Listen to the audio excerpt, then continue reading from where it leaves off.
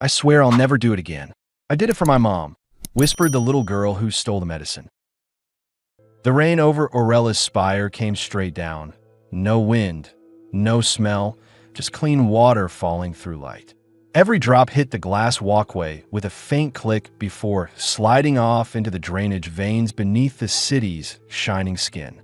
Inside the sterile quarter, people moved in quiet order. The air was filtered, cool, and faintly chemical. There was no scent of food, no trace of rust or dirt. Only the hum of vent fans and the low murmur of status screens. Ethan Cade sat on a metal bench near the clinic kiosk, his elbows resting on his knees, a cup of Ferlin Seed coffee cooling between his palms. He wore the same gray jacket he'd had for years, creased, weather at the cuffs. The patch from his old medical unit was half peeled from the shoulder. He wasn't supposed to be here. Not in this district, not this early. But the Central Clinic had posted an opening for temporary staff to assist in cold weather symptom trials, and he needed the credits. His savings were running out. Most of his patients these days couldn't pay in cash, only in favors food or silence. Ethan had been a combat medic during the Rift Wars. He'd seen more deaths than he could count, patched up wounds in cargo bays and collapsed shelters. Now he was on Aurelis, a floating city that pretended war had never happened. The spire glittered above an endless turquoise ocean, all chrome and glass. It was beautiful, and it felt like nothing inside it was alive. He sipped his coffee, bitter and burnt, and watched the people move through the transparent corridor. That's when he saw her. A small alien girl stood by the automated pharmacy rack, blue skin pale under the white light, long hair wet and tangled. Her clothes were thin, soaked through. She was maybe 7 or 8, too small to be alone here. Her fingers twitched at her sides as she stared at the glowing list of medicines. Ethan leaned forward slightly. Something in the way she stood, stiff, alert, reminded him of refugees he'd treated after the bombings on Varney Station. That same look of being ready to run at any second. The clerk turned to restock a crate, and the girl moved. One quick step forward, a reach, a flick of her wrist, and a small vial vanished in her sleeve. The kiosk beeped, a soft, synthetic sound, but in a place this quiet, it felt like an alarm. A security attendant straightened instantly. He wore a white sash with the clinic's emblem. His tone was rehearsed, cold. "You there? Step away from the dispenser." The girl froze. Her eyes darted to the exits, then to the floor. Ethan's mind was already ahead of the scene. The attendant would call backup, 2 enforcers would come, the girl would be scanned, detained, and likely flagged for theft, something she'd never recover from in this city. He set his cup down, stood up, and crossed the floor before he could overthink it. "Easy," he said, voice level. "She's scared, not dangerous." The attendant hesitated. He was young, barely out of training, and wasn't used to anyone interrupting procedure. "Sir, step back. She's a child," Ethan cut in. His tone wasn't loud, just firm. It had weight. "You don't need a report. You need to calm down." The girl looked up at him, her eyes a soft, muted violet. Her lips trembled, but she didn't speak. The vial slipped from her sleeve and clinked on the floor. Ethan crouched to her level, slow and steady. "What's your name?" She swallowed hard. "Lie. Okay, Lie. Who's the medicine for?" "My mom." "What's her name?" "Miri." Her voice cracked. "She's sick. She can't breathe when it's cold." Ethan picked up the vial and read the label. Cortolin. A broad-spectrum human antibiotic. Wrong compound, wrong biology. He frowned. "This won't help her," he said. "It'll make her worse." Lie's eyes widened. "But everyone says it cures infection." "For humans," he said quietly. "Your mom isn't human, right?" She shook her head, hesitant. "We're Arenyi. She says we came from the lower rings before." She stopped, uncertain if she'd said too much. Ethan looked up at the attendant, who was watching but not moving closer. He could sense the man's discomfort, procedure versus common sense. "I'll take responsibility," Ethan said. "Charge me for the vial, and I'll escort her out." "That's not." "Do it," Ethan said, and there was something in his voice, something old and unyielding, that made the man stop arguing. The attendant sighed, tapped his wristband, and nodded. "You bring her back if there's trouble." Ethan nodded once. "There won't be." He turned to Lai. "Where's your mother?" Lai hesitated. He could see her fear. How it pulled her shoulders up made her small. But when she looked at him, something softened. Maybe it was his tone. Maybe it was the scar along his jaw that told her he wasn't a man who hurt children. "Come on," he said. "Let's go see her." They left the clinic together. The corridor outside smelled faintly of ozone and rainwater filtering through vents. Lai walked close beside him, silent except for the soft squelch of her wet shoes. Ethan scanned the street ahead. Hollow light, a dozen closed market stalls, rain pooling along the gutter rails. He hadn't been this far down the service level in weeks. Too quiet, too forgotten. After a few turns, Lai stopped in front of a maintenance alcove, half hidden by a recycling unit. Inside, a woman sat slumped against the wall. Her skin was blue, lighter than her daughter's, but dull and gray at the edges. Long hair stuck to her temples. She wore a faded sea green shawl, soaked and torn. "Mom," Lai whispered, running to her. "I brought help." The woman, Miri, lifted her head slowly. Her eyes were sharp even through exhaustion. She looked at Ethan as if she expected a threat. Ethan knelt beside her. "Ethan Cade," he said. "Medic." Her breathing was shallow, her pulse slow. He watched the small tremor in her fingers, noted the faint blue tinge on her lips. "How long has she been like this?" he asked Lai. 2 weeks, Lai said quickly. "She gets cold at night. Her chest hurts. I try to keep her warm, but..." Ethan felt his chest tighten. He'd seen this before, on ships, in outposts where hybrid physiology couldn't handle temperature shifts. The body trapped heat in the core, starving the brain and lungs. "It's not infection," he said softly. "Her blood can't hold oxygen when it cools. She needs thermal regulation, not medicine." Miri, try to sit up. "You're guessing." "No," Ethan said, meeting her eyes. "I've treated this before. On Ralith Station. Your symptoms fit." She stared at him for a long second, testing his voice. "And you help strangers for free now?" "Not for free," he said. "For the right reasons." She didn't answer, but her daughter was already tugging at her arm. "Mom, please." "He knows."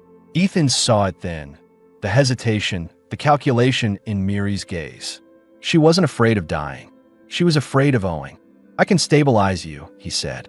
"Warm infusion, oxygen carry agents. I'll need a small heater and a private room." Miri exhaled. "We have neither." "I do," he said. "Follow me." She stared at him again, weighing the risk. Then she nodded. He slipped his arm under hers and helped her to her feet. She was light, almost fragile, but she stood without protest. Lai took her other hand. As they walked through the rain-slick alleys, Ethan's mind worked in quiet motion, calculating dosage, heat requirements, saline balance.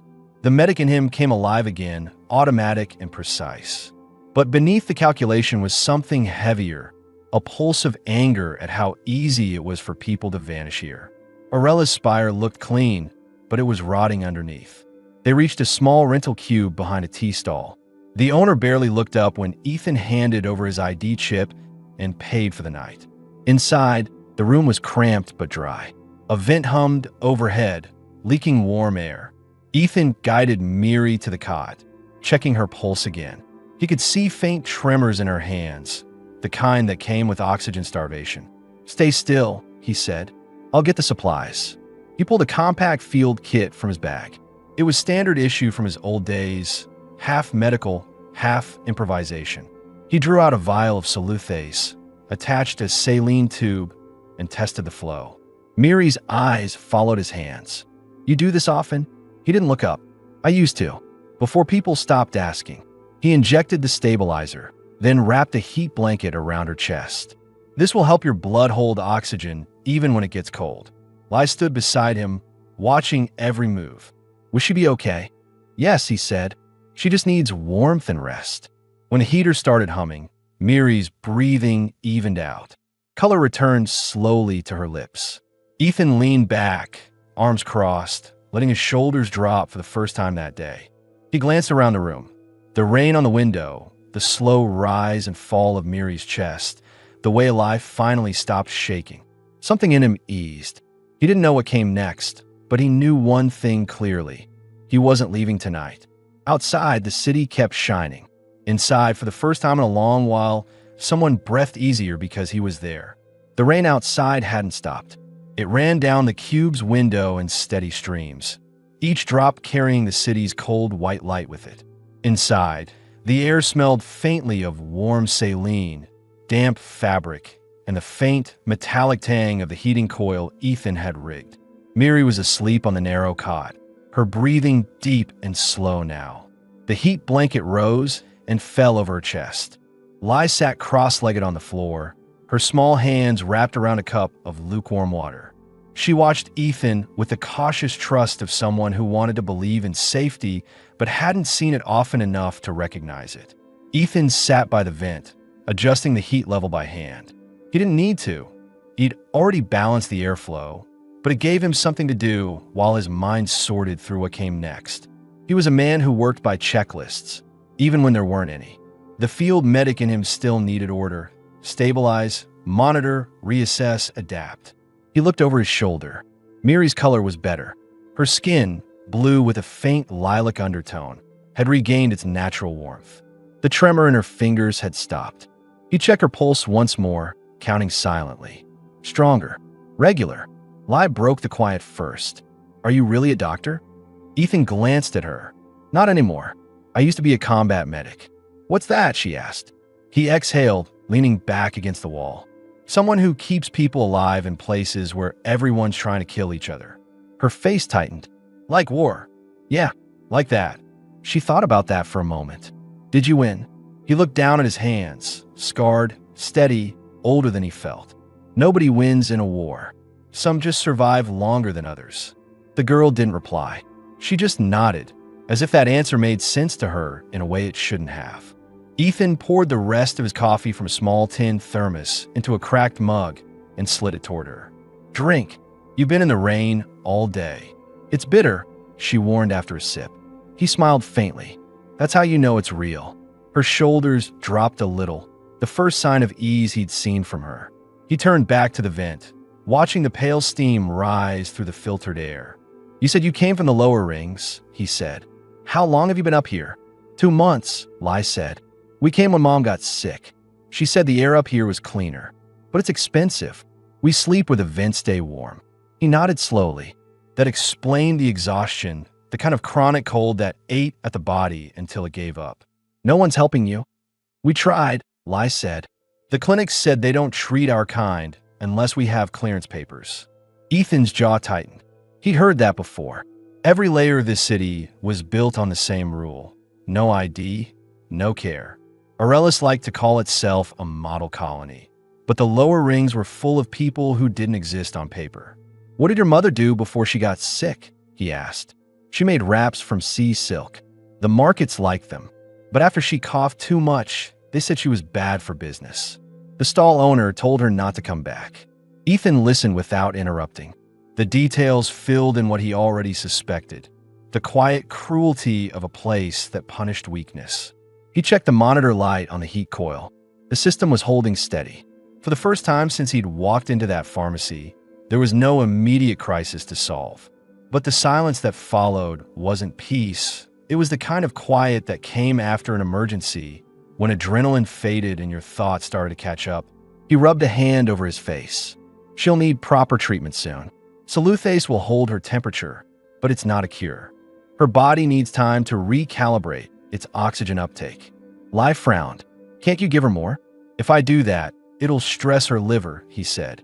"She needs rest and warmth more than medicine." The girl nodded slowly, not fully understanding, but accepting his answer. He leaned forward, elbows on his knees. "You've been keeping her alive on your own, haven't you?" Lai's chin lifted. "I tried." "You did more than try," he said. "You brought her to the right place. You found someone who could help." Her small face tensed with confusion, as if she didn't know what to do with praise. "You're not in trouble," he added. "I just want you both safe." Her eyes softened. "People don't say that here." Ethan looked toward the window where the rain still pressed against the glass. "They should." Minutes passed. Miri stirred in her sleep, shifting under the blanket. Her breathing hitched once, then steadied again. She opened her eyes briefly, confused, until she saw Ethan by the vent. He moved closer. How do you feel? Warm, she said quietly, her voice rough. Too warm. That's good. It means the drug's working. She looked around, studying the small room, then him. Where are we? A rental cube. Behind a tea stall, he said. You needed somewhere off the grid for the night. Her brow furrowed. You shouldn't be here. You'll get flagged for aiding hybrids.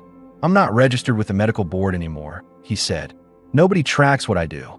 She watched him carefully, suspicion and gratitude fighting behind her eyes. You took a risk for us. Ethan shrugged. I've taken worse. Miri's gaze lingered on his jacket, the torn patch, the stitched pocket, the hands that had seen too much repair work to belong to a civilian. You left the military. Didn't fit anymore, he said simply. She studied him for another moment, then turned her face toward the vent. Why help us? Because you needed it, he said. That's not an answer. It's the only one I have. For a long time, she didn't reply. Lai had fallen asleep against the wall, head tilted, the cup still in her hand. The faint hum of the vent filled the silence between them. Ethan adjusted the heat panel again, lowering the curve by a degree. You'll need more stable housing soon, he said. Once your blood levels recover, I can help you find it. Miri's voice softened. You sound like a man who's done this before. I used to think saving people was simple, he said. Now I know it's just work, one day at a time. He looked over at her. You're safe here tonight. No one will come looking. Miri watched him for a long moment, her expression unreadable. Then, quietly, thank you. He nodded once. Rest. I'll keep an eye on the levels. Her eyes closed again, her breathing steady. Ethan leaned back against the wall, exhaustion settling into his bones. He hadn't planned to stay, but as the rain thickened and the light outside dimmed to a pale gray, he knew he wouldn't leave this room until morning. He looked at the girl asleep on the floor, the mother resting under the heat blanket, and felt the quiet pull of something he hadn't let himself feel in years. Responsibility that wasn't orders, care that wasn't duty. The war had ended a long time ago, but in this tiny cube, surrounded by rain and silence, Ethan Cade had found another kind of battle, keeping two strangers alive in a city that didn't care whether they did or not. The soft hum of the heater filled the room, steady and rhythmic. The rain had eased, but its faint tapping still echoed through the glass walls of the cube. Ethan hadn't slept. He sat on the floor, his back against the wall, his eyes half closed but alert. Old habits never died easily. One ear always tuned to breathing patterns, one thought always waiting for what might go wrong. Miri's breaths came slow and even now. Her color was steady, her body relaxed. She had turned slightly in her sleep, one arm resting over the blanket. Lai was curled in a corner beside her mother, a small, motionless shape under a borrowed thermal sheet. The room had finally grown warm, almost too warm, but it was better than the cold that had nearly killed them hours ago. Ethan rubbed his eyes and exhaled, quiet enough not to wake them. He didn't know what he was still doing here. The rational part of his mind said he'd done enough, stabilized her vitals, balanced her oxygen levels, set the heat curve. He could leave now, get back to his rented quarters, file a quiet note to a medical contact, and move on. But his body refused to follow that logic. Every time he looked toward the door, his eyes went back to the two of them. He'd seen too many people like them in the field, refugees, civilians, survivors of some unspoken loss. And too many times, walking away meant coming back to a corpse. He couldn't do that again. Not tonight. He stood, stretching his stiff legs, and checked the monitor panel on the heat coil. Stable. He lowered the temperature by 1 degree to prevent dehydration. The screen's glow lit his face, deepening the shadows beneath his eyes. He heard a rustle behind him. Miri stirred, then slowly pushed herself up on one elbow. Her eyes adjusted to the dim light, still tired but sharp enough to find him across the room. You're still here, she said softly. He turned, surprised by the clarity in her voice. Didn't feel right leaving you two alone. You should have, she said. Well, not your problem. Maybe not, he said, pulling a small diagnostic pad from his pocket. But you'd have been gone by morning if I had. She looked at him for a long moment, then sat fully upright. The blanket slipped from her shoulders, revealing the thin straps of her worn tunic and the faint lines of muscle under her blue skin. She didn't seem to care. She'd stopped caring about appearances long before he'd found her. "Where did you learn this?" she asked. "You talk like someone who's seen our kind before." Ethan hesitated. "I worked on mixed species crews during the Rift campaigns. Medical Unit 9. We saw all sorts of physiology failures, blood oxygen loss, thermal collapse, radiation poisoning. You name it." Her brow furrowed. "And you're not with them anymore?" "No. After the armistice, I left. Couldn't stomach the politics. Too much red tape, not enough compassion." Miri tilted her head, studying him. "And now you fix strangers in back rooms?" "Now I fix whoever the system leaves behind," he said simply. "No forms, no IDs." Something flickered in her expression. "Respect, maybe, or recognition."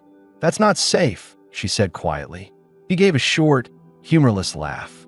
"Neither is breathing in this city if you're not on the registry." Silence settled between them, heavy but not cold. For the first time since he'd met her, Miri looked less guarded. She shifted her legs off the cot and sat upright, her hands folded in her lap.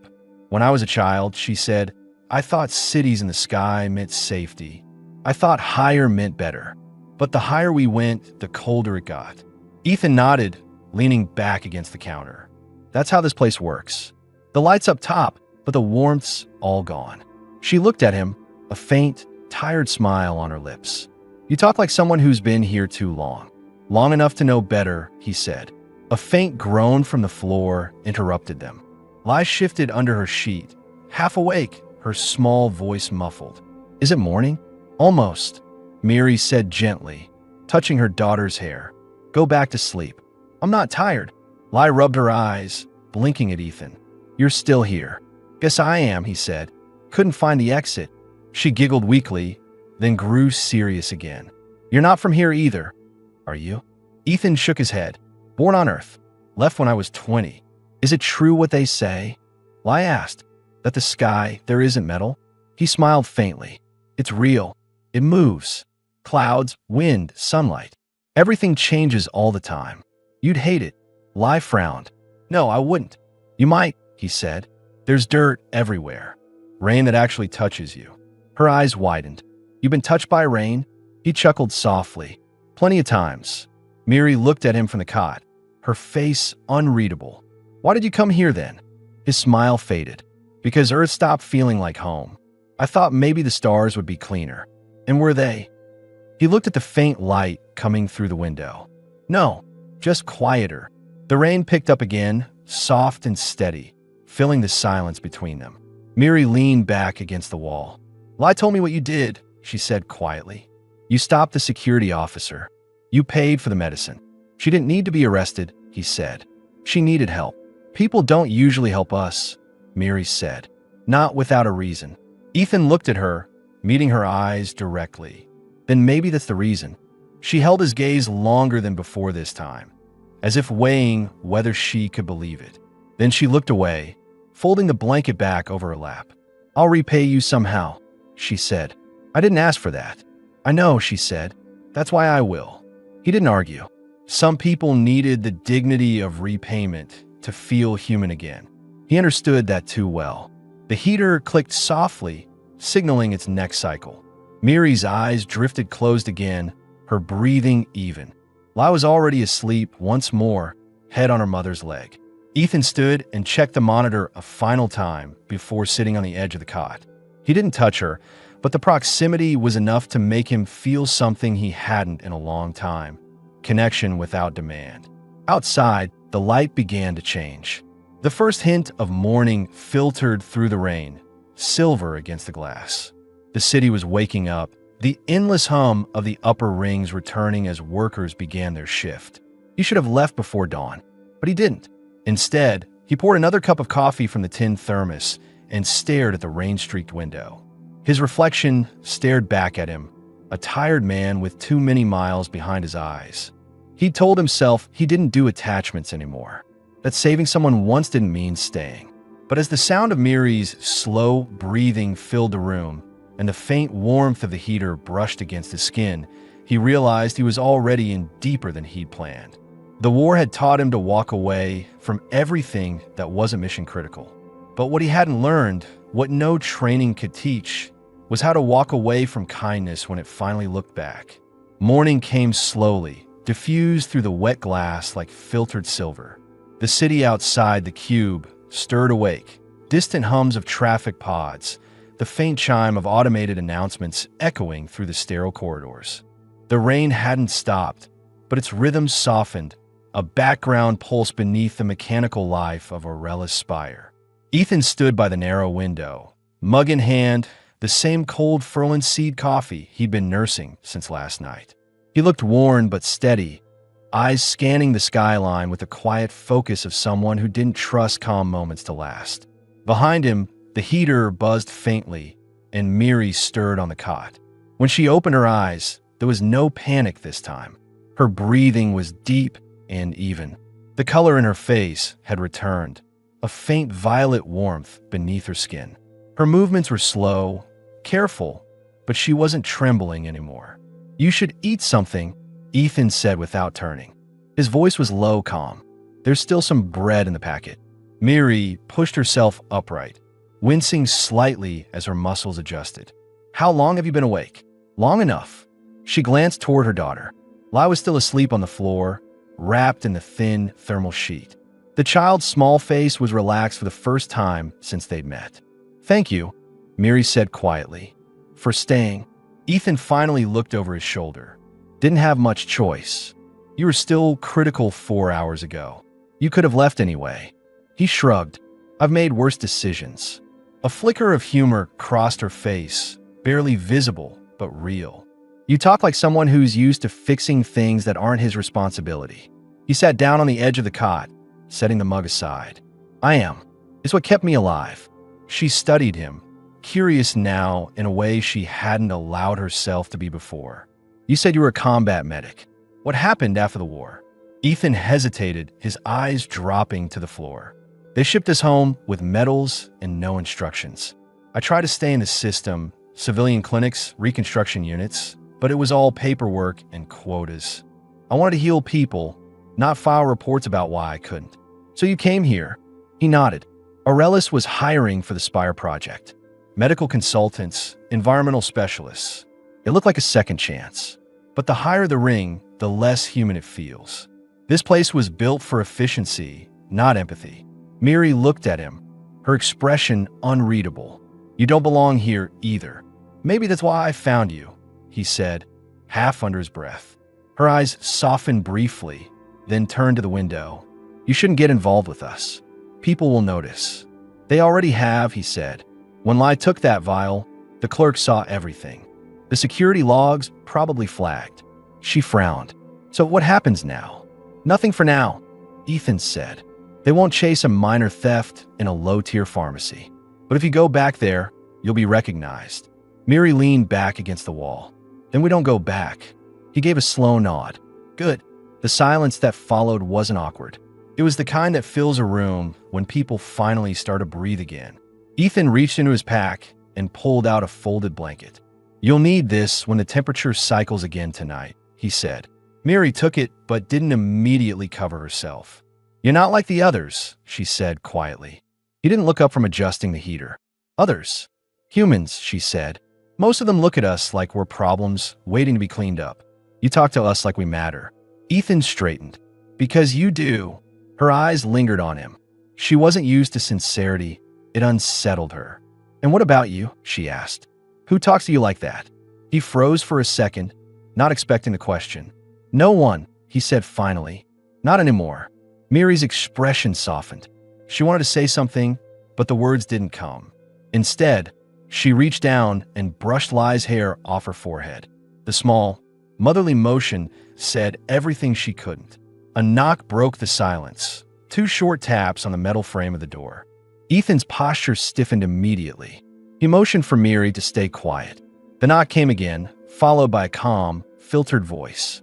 "Maintenance sweep. Routine vent inspection." Ethan moved to the door. Through the small window panel, he saw a maintenance drone floating at eye level, flanked by a human technician in a gray suit. The drone scanned the door with a soft red light. Miri's heart skipped. She whispered, "Are we allowed here?" "Technically no," he said. but they don't check IDs unless they suspect something. He cracked the door open slightly. Everything's stable here, he said to the technician. Heat coils working. No leaks. The man looked down at his pad. Unit registered to J. Marin. Ethan nodded without hesitation. That's right. She stepped out for supplies. The technician frowned but didn't argue. All right, keep the coil below max output. We've had overheating issues in this sector. Ethan gave a polite nod. Understood. The man turned away. The drone hovered for another second, then followed. When the hallway fell silent again, Ethan shut the door quietly and exhaled. Miri was still watching him. You lied easily. I've had practice, he said. Old habit. Her voice softened. From a war? He gave a small nod.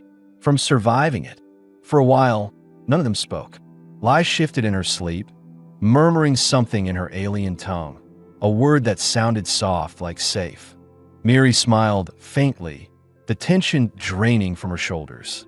Ethan sat down again, rubbing his palms together to fight the chill that had crept back in. He glanced at Miri. You need to eat properly today. The stabilizer's metabolizing fast. You'll get lightheaded soon. She tilted her head, skeptical.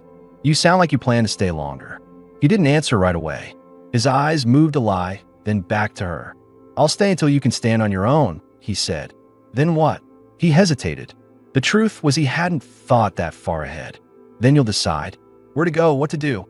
I'll help if you need it. Miri's gaze held his. She wanted to argue, but couldn't. The quiet conviction in his tone left no room for protest.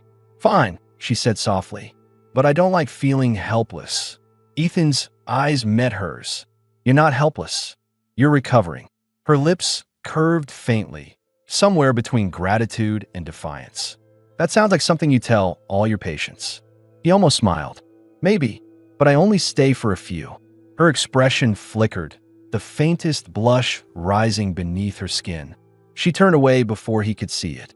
Outside, the rain began again, slow, steady, constant. The cube felt smaller now, filled with warmth and quiet tension. Miri leaned against the wall, her eyes following Ethan as he packed away his tools.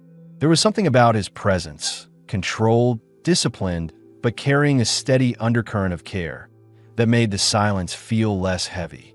He checked the heater one last time before turning toward the cot. Try to rest again, he said. Your body's still adjusting. I will, she said, but not because you said so. He gave her a look, half amused, half resigned, and nodded. Fair enough. As he turned away, Miri watched him for a long moment. The man who had walked in her life by accident now felt like the only steady thing in it. She didn't know if she trusted him yet, but she realized she wanted to. Ethan sat by the door, arms folded, eyes closing for the first time in 2 days. The low hum of the heater filled the room again, and the faint scent of sea silk and warm metal mixed with the rain. Miri leaned her head back against the wall, whispering quietly to herself, unsure if he could hear. Maybe the sky brought you here, she said.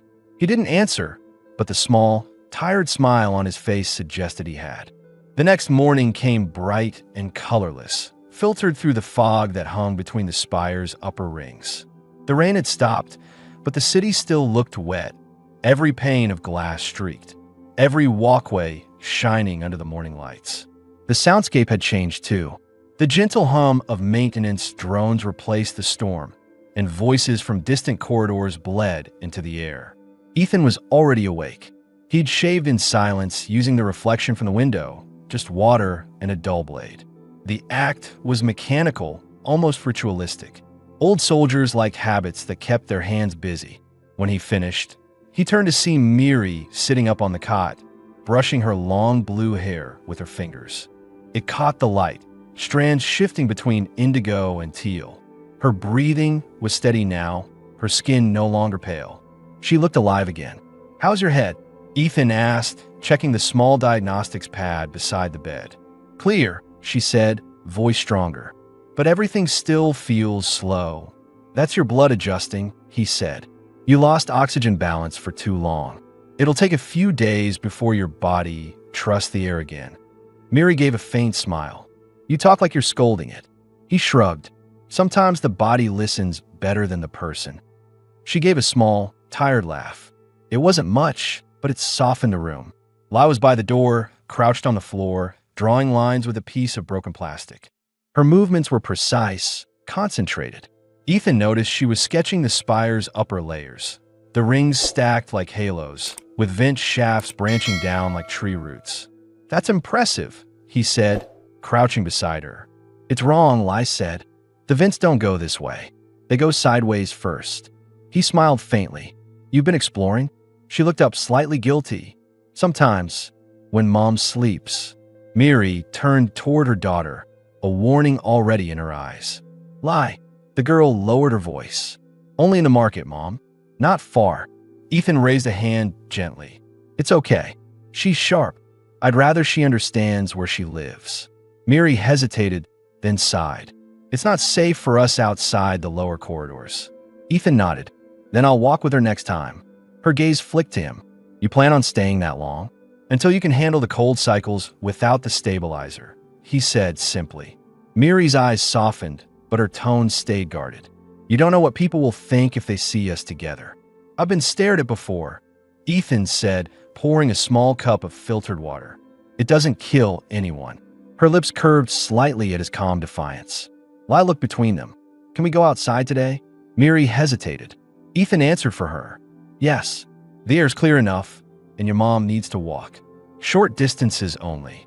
He gathered his pack, checking the small medkit and his ID patch.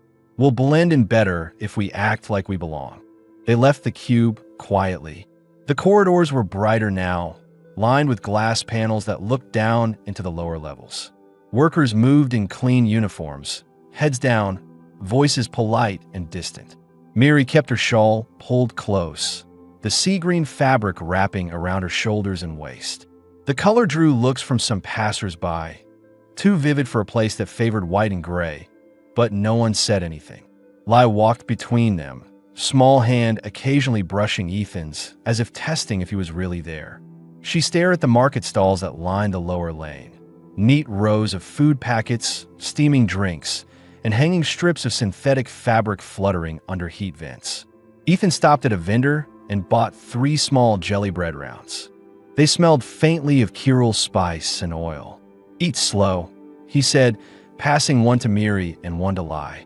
"You've both been living on nothing." Miri took it carefully, the warmth steaming against her palms. "You shouldn't keep spending on us." "Too late," he said. "It's already breakfast." She gave him a look that was half reproach, half reluctant gratitude. "You're too sure of yourself." He smiled slightly. "That's why I'm still alive." They found a quiet corner near the outer glass wall where the city looked out over the ocean below. The horizon was pale turquoise, stretching forever. Lai pressed her hand to the glass, eyes wide. "It's like the world is floating," she said softly. "It is," Miri said. "The city hangs from orbit anchors. Your father used to tell you stories about how they built them." Ethan glanced at her. "Your husband worked on the spire?" She hesitated before answering. "He did, until he didn't." There was something final in her tone. Ethan didn't push. He'd heard that tone too many times, the kind that said the rest of the story hurt too much to tell yet. Lai looked at him. "What about you? Did you leave someone behind?" Ethan froze, the question cutting through his guard. "Not anymore," he said quietly. "Were they sick too?" the girl asked. He nodded once. "Different kind of sickness." Miri watched him carefully, sensing the wall behind his calm. "What kind?" "The kind you catch from losing too many people," he said. "It makes you stop looking forward." For a moment, no one spoke. The hum of the vents filled the air. Miri broke the silence first. "And now?" He looked out at the water. "Now I'm trying to remember what it feels like to care again." The words hung there, honest and raw. Miri didn't answer, but her expression changed. Something small, uncertain, but real. After a while, they walked back through the market. The vendors were louder now, midday crowds filling the lane. Ethan noticed the glances. They lingered a bit longer on Miri's blue skin, on Lai's mixed tone. But no one said anything. The Spire's version of tolerance was silence. When they reached the tea stall, the old proprietor gave Ethan a knowing look. "You've got company today," he said. "Rent still good?" Ethan asked. "For now. Storm cut power last night. Keep your panel low." Understood. They returned to the cube. Miri sat back on the cot, visibly tired but flushed from the walk. Ethan set the heater to a low cycle. Lai was still buzzing with energy, talking fast about the things she'd seen: colored food stalls, hovering fish tanks, the sky that looked too close to touch. When she finally dozed off, Miri looked at Ethan quietly. "You've given her more in one day than she's had in months," she said. He glanced at the sleeping child. She just needed to remember the world's bigger than fear. Miri's eyes lingered on him. "And you? What do you need?" He looked at her for a long second before answering. "A reason to stay." She didn't smile this time. Her gaze held his, steady, unreadable. "Maybe you already found one." He said nothing. The heater clicked again, filling the room with a low, steady warmth. Outside, the ocean shimmered under the reflected light of the spire, calm and endless. Inside, the three of them sat in the small, rented room, an ex-soldier, an alien mother, and her daughter, breathing the same air for the first time without fear. For the first time since he'd come to Aurelis, Ethan felt the faint pull of something he hadn't felt in years. Not duty, not guilt, something quieter, more dangerous. Hope. By the next evening, the cube had begun to feel less like a temporary refuge and more like a real place. The smell of warm air and sea silk had replaced the cold, metallic scent of antiseptic that used to fill it. The heater hummed at a low, steady rhythm, and the faint chatter from the tea stall outside filtered in through the thin wall panels. Ethan sat cross-legged on the floor with his sleeves rolled up, a makeshift workbench spread out in front of him, wires, a damaged vent sensor, and a half-assembled heat regulator. The table light caught the scars along his forearm, faint reminders of field work and shrapnel burns. Miri sat across from him, brushing out her long blue hair, freshly washed and loose over her shoulders. Her shawl was tied loosely now, one end hanging low around her hips. The exhaustion had left her eyes, replaced by something calmer, something that looked almost like curiosity. Lai lay curled up on a pile of blankets in the corner, half asleep, humming softly to herself. The tune was from her mother's homeworld, low, melodic, haunting. It filled the silence without breaking it. Miri watched Ethan work for a while before speaking. "You fix everything you touch," she said. He didn't look up. "Not true. Some things stay broken no matter how much effort you put in." "You're talking about people," she said quietly. He paused, the tip of his screwdriver resting against the metal casing. "Yeah, mostly." Miri tilted her head. "You sound like someone who's still trying to make up for something." Ethan gave a dry smile. "You sound like someone who's trying to read people." "I used to," she said, "before it got me in trouble." He looked up at her then, eyebrows raised. "What kind of trouble?" "The kind you don't walk away from," she said. "I was married to a human engineer once. He worked on the lower stabilization rings, maintenance duty. When the company found out, they terminated his contract and revoked my residency papers. We lived below level 5 for a while. Then the temperature units started failing, and you can imagine the rest." Ethan's hands froze mid-motion. He could imagine it. He'd seen what the cold did to hybrids. "He didn't make it," he said quietly. "No," she said, her voice steady but empty. "He stayed behind to repair the unit. Told me and lied to run. By the time I went back, the floor had collapsed." For a long moment, neither of them spoke. The heater clicked softly, and the rain outside began again, light and steady. Ethan finally said, "I'm sorry." Miri shook her head. "Don't be. You didn't build this place." "I didn't stop it either," he said. "I helped design the first-generation medical bays for Aurelis. I thought it would be a clean start for everyone. Turns out, they only wanted everyone who could pay for it." Miri's eyes lifted to him slowly. "So you helped build the system that abandoned us." He met her gaze without flinching. "Yes, and now I'm trying to balance the equation." Her voice softened. "That's why you helped us." "Maybe," he said, "or maybe I just couldn't walk past another mistake." She studied him for a while, the faint hum of the rain between their words. "You don't talk like most men here," she said finally. "You don't hide behind polite words." "I stopped having the energy for small talk," he said. "People die while others are busy choosing the right phrasing." That earned a faint smile from her. You sound angry. I am, he said plainly, but it helps me keep moving. She leaned forward, elbows on her knees. And what happens when you stop? He looked at her then, his eyes tired but sharp. I haven't let myself find out. Miri didn't look away. Then the temperature units started failing, and you can imagine the rest. Ethan's hands froze mid-motion. He could imagine it. He'd seen what the cold did to hybrids. He didn't make it, he said quietly. No, she said, her voice steady but empty. He stayed behind to repair the unit, told me, and lied to run. By the time I went back, the floor had collapsed. For a long moment, neither of them spoke. The heater clicked softly, and the rain outside began again, light and steady. Ethan finally said, I'm sorry. Miri shook her head. Don't be. You didn't build this place. I didn't stop it either, he said. I helped design the first-generation medical bays for Aurelis. I thought it would be a clean start for everyone. The air between them shifted, something close to tension, but not hostile. Her eyes searched his, looking for something buried under the control. Ethan felt it too, a quiet pull, unspoken but impossible to ignore. Before the silence could stretch further, Lai stirred from her corner, rubbing her eyes. Are you fighting? She mumbled. Miri turned quickly, her tone soft. No, sweetheart, just talking. Ethan smiled faintly. She's better at telling the truth than either of us. Lai squinted at them both. You look sad, she told Ethan. He blinked. Do I? She nodded seriously. Your eyes do, but your voice doesn't. Miri gave a quiet laugh. She sees everything. Ethan reached for his canteen and took a small sip of water. Smart kid, he said. Probably gets that from her mother. Miri looked away, but a hint of color touched her cheeks. She gets it from surviving, she said. You learn to read faces when faces decide if you live or not. The truth in that sentence lingered. Ethan returned to his work, but his motions were slower now, more deliberate. Miri stood, stretching slightly, her movements fluid but careful. The shawl slipped down one shoulder, exposing the smooth curve of her collarbone. She didn't seem to notice, or maybe she didn't care anymore.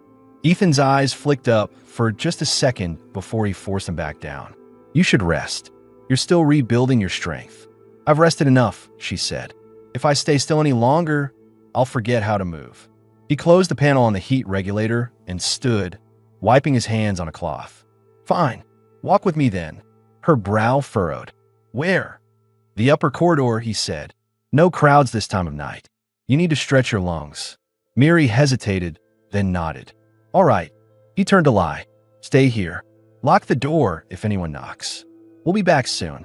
The girl looked up at them both, sleepy but trusting. Don't go far. Ethan gave a short nod. We won't. They stepped out into the corridor together.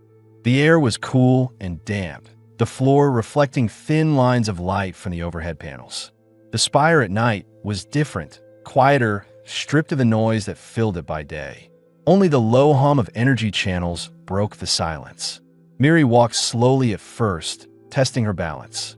Her bare feet made soft sounds against the glass-tiled walkway. Ethan kept close, but not too close, letting her pace herself. You move like someone who's used to being watched, he said after a moment. She glanced at him. Old habit. When people stare, you learn to control how you breathe. He nodded, understanding too well. Control is survival. They reached a high platform where the glass walls opened into a panoramic view of the ocean below. The water shimmered, catching faint reflections from the spire's underbelly. Miri stepped closer to the glass, pressing her palm against it. Her breath fogged the surface slightly. It's beautiful, she said quietly. It is, Ethan agreed, but it's colder than it looks. She looked over her shoulder at him. Like most things here, they stood there for a long moment, watching the ocean shift far below. The silence wasn't awkward. It carried something close to understanding, the kind that forms between people who've both lost too much. When they finally turned back toward the corridor, Miri's steps were steadier. You know, she said, her voice lower now, if you keep helping people like us, someone will report you. Let them, Ethan said. They'll have to find me first. Miri smiled faintly. And if they do, he looked at her, his expression calm but resolute. Then I'll make sure they remember why they shouldn't have tried. There was no bravado in his tone, just quiet certainty. It made Miri feel safer than she wanted to admit. When they returned to the cube, Lai was asleep again, the small glow of the heater casting soft light across her face. Ethan checked the monitor one last time before sitting down near the door. Miri sat across from him, pulling her shawl tighter. "You don't plan ahead much, do you?" she said. "Used to," he said. "Now I just stay until something tells me it's time to move." "And what tells you that?" He hesitated, then looked at her. "Peace."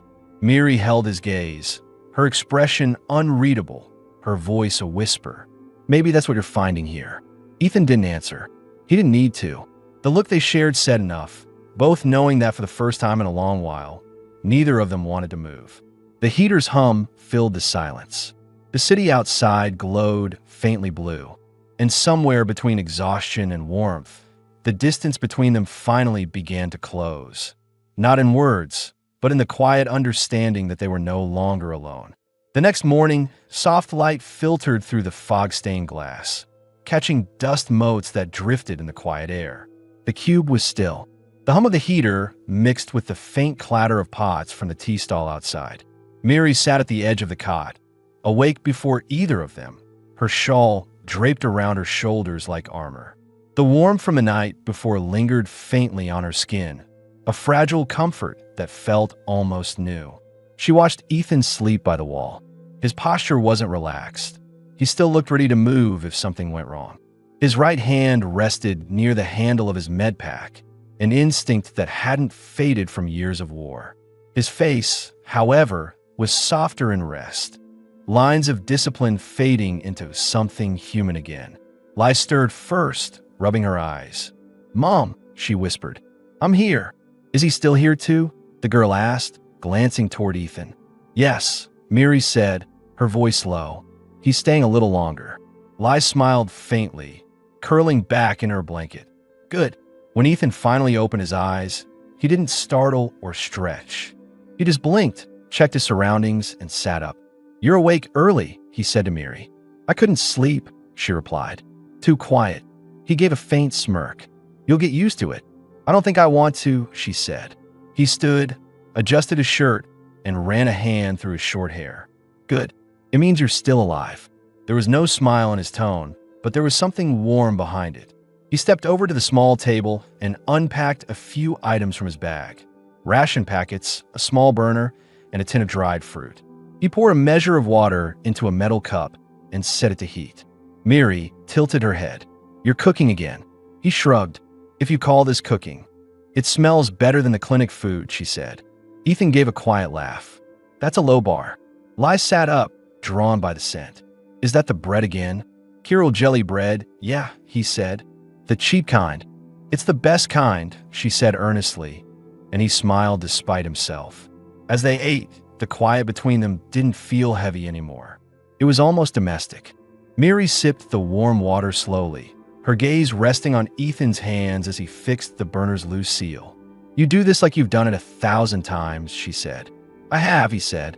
"Back when meals were something you had to build before you could eat." "War life," she said. "Yeah, we made things last because we had to." She was quiet for a moment. "You talk about it like it's still happening." "Because it doesn't end when it's over," he said simply. "You just keep living with the noise." She looked at him carefully, realizing then that his calmness wasn't peace, it was control. It was a man's way of keeping the noise from spilling out. After breakfast, Ethan checked the heat coil's readings. The stabilizer system was holding. "You're through the worst of it," he said to Miri. "Your oxygenation's stable even during the vent shifts." "So I'm not dying anymore," she said, a faint smile tugging at her lips.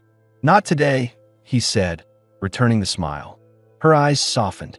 "You joke about it like it's nothing. It's easier than talking about fear." Miri nodded slowly. "Fear makes you small," she said. "You stop breathing, stop thinking. And when you start again, it feels like you're someone else." "Who are you now, then?" Ethan asked quietly. She thought about that, eyes on the rain-blurred glass. Someone who remembers how to breathe again. He didn't reply, but the small look in his eyes told her that answer mattered. Later, they ventured outside again, this time up the maintenance stairs that wound around the outer shell of the spire. The climb was slow, but it helped her regain strength. Ethan walked beside her, one step behind in case her balance faltered. Lai followed close, curious as ever, pointing out lights, markings, and faded letters on the panels. At the top, the view opened into the city's upper walkway, broad, bright, and lined with transparent rails.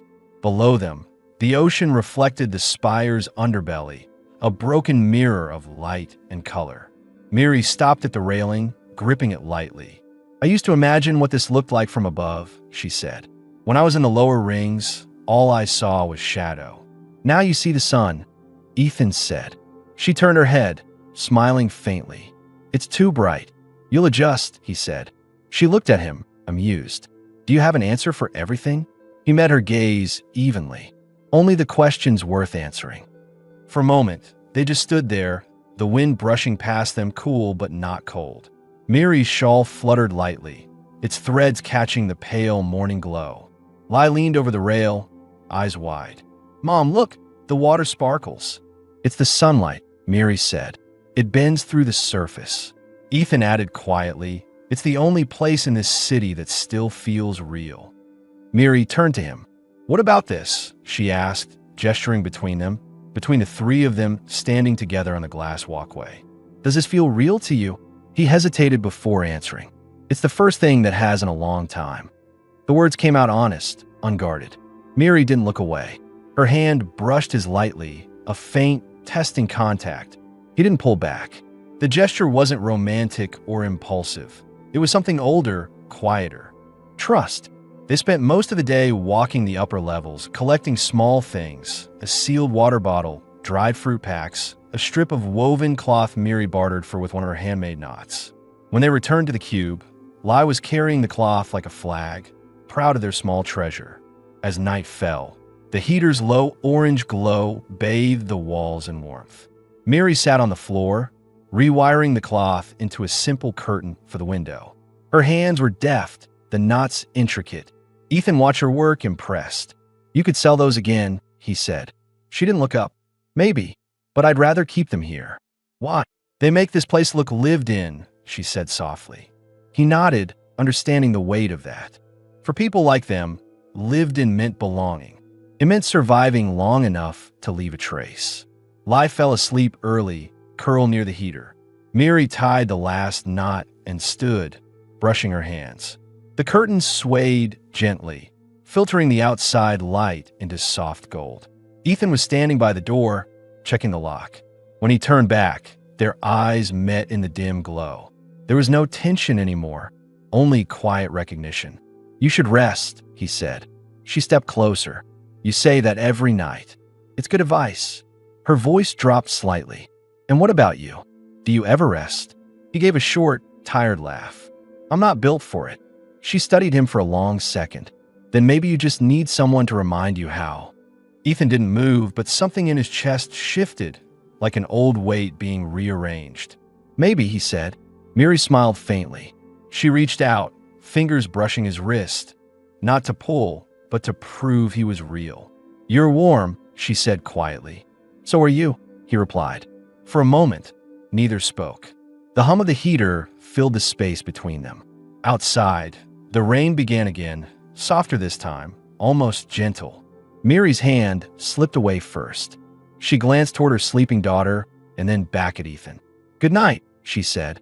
"Good night," he answered, his voice low. She returned to the cot, laying down carefully beside Lai. Ethan stayed by the door, listening to their breathing until it steadied. Then, finally, he sat down, leaned his head against the wall, and closed his eyes. The room smelled faintly of sea silk and warm air. The rain drummed lightly on the glass. For the first time in years, Ethan didn't dream of war. He dreamed of the sound of Miri's voice, quiet and certain, saying the word alive. Morning came with pale gold light, sliding through the thin curtain Miri had tied the night before. The rain had finally stopped. The air inside the cube felt still, warm, breathable, safe. Ethan opened his eyes to the soft hum of the heater and the faint rustle of movement near the cot. Miri was already awake, kneeling beside Lai, helping her tie her shoes. Her hair was half-braided, falling over one shoulder. She looked rested in a way she hadn't since he'd met her.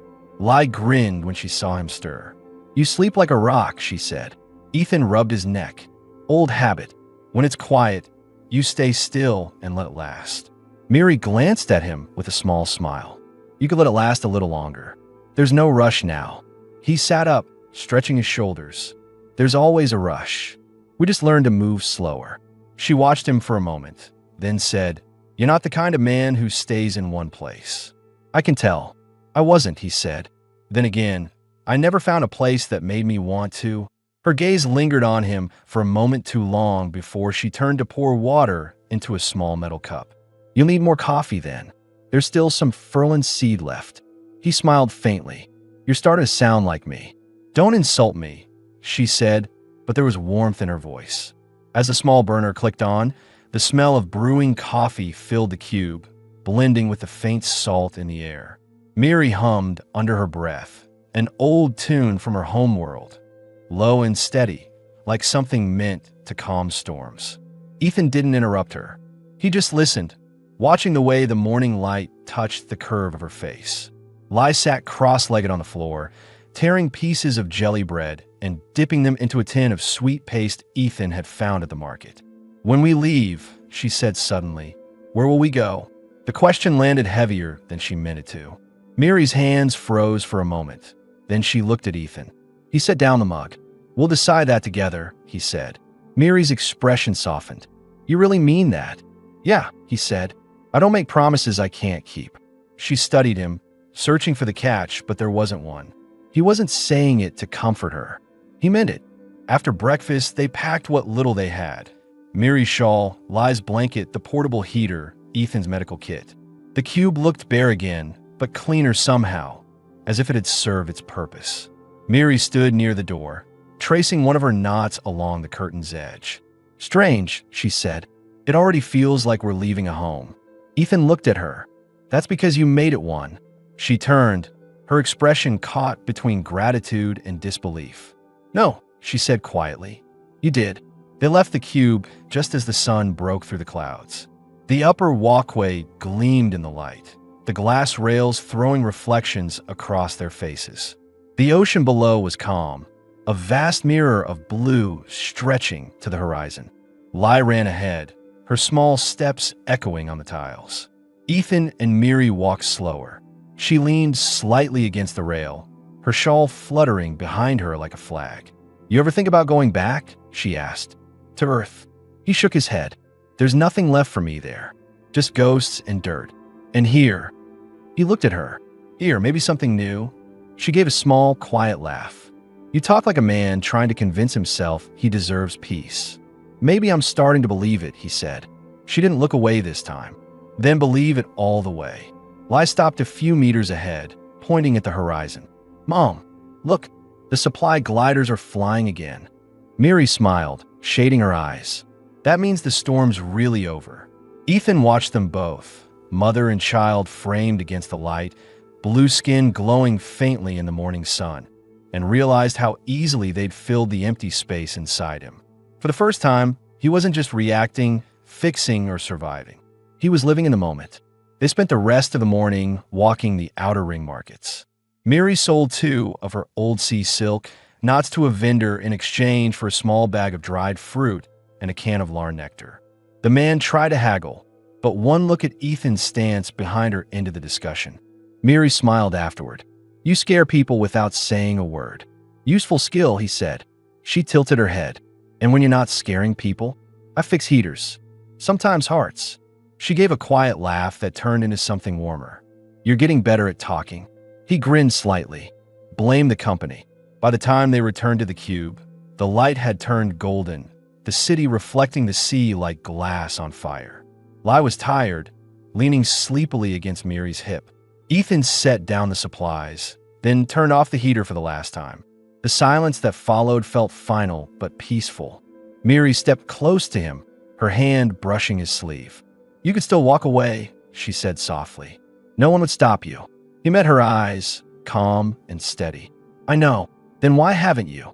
"Because every time I think about leaving," he said, I see what would happen if I did. Her breath caught slightly, but she didn't look away. And what would happen? You'd get by, he said, but you'd keep looking over your shoulder. And I'd hate myself for not being there when you did. The silence between them deepened. Her hand lingered on his arm, and for once, neither tried to hide what they felt. Lai's sleepy voice broke the moment. Mom, can we stay here forever? Miri turned, brushing the girl's hair. We can stay until it feels right to go, she said softly. Ethan smiled faintly. Smart answer. When Lai finally drifted off to sleep, Miri stayed by the window, watching the shifting light. Ethan stood beside her, close enough to feel the warmth from her skin. She turned slightly toward him. You said once you were looking for peace, she said. Did you find it? He thought for a long moment before answering. Not peace. Something better. Her voice lowered. What's better than peace? Belonging, he said. Her eyes held his. Then you're home. She reached up, fingers touching his jaw lightly. A simple gesture, but it carried more than words ever could. He didn't move away. He let the moment stretch, quiet and real, the kind that couldn't be forced. Outside, the lights of Aurelis' spire flickered against the ocean's surface. The city hummed with distant life, but inside the cube, time slowed. Miri's forehead rested briefly against Ethan's chest. His hand came up, steady, finding hers and holding it there. For the first time since either of them could remember, no one was running, hiding, or fearing the next moment. Just breath, warmth, stillness. Later, as the night deepened and the vents quieted, Ethan sat beside the cot, keeping watch one last time. Lai slept between them, peaceful and small. Miri's hand brushed his where it rested on the edge of the bed. Neither of them spoke. They didn't need to. The silence said what words never could. The spire above them gleamed like a crown in the night sky. Clean, perfect, and indifferent. But down here, in this small cube tucked behind a tea stall, 3 lives had stopped being forgotten. And for Ethan Cade, soldier, medic, wanderer, it was enough. The war in him had finally ended.